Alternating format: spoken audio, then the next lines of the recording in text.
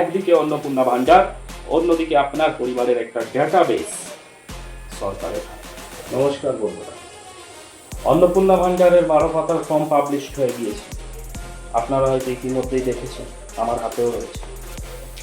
আচ্ছা, এই 12 পাতার ফর্ম কি শুধু ফর্মালিটি, নাকি এর পেছনে লুকিয়ে রয়েছে অন্য কিছু?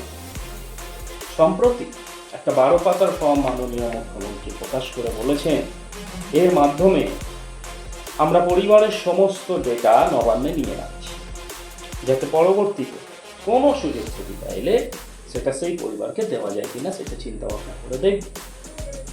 আপনি হয়তো 3,000 টাকার জন্য ফর্মটা পূরণ করবেন, কিন্তু বর্তমান সরকার কি এক ঢিলে 2 পাখি মারতে চাইছে? একদিকে অন্নপূর্ণা ভান্ডার, অন্যদিকে আপনার পরিবারের একটা ডেটাবেস সরকারের হাতে। এতে লাভ কি সরকারের? লাভ আছে, কারণ আপনার দেওয়া তথ্য দেখেই পরবর্তীতে শুরু হবে জনগণনার কাজ।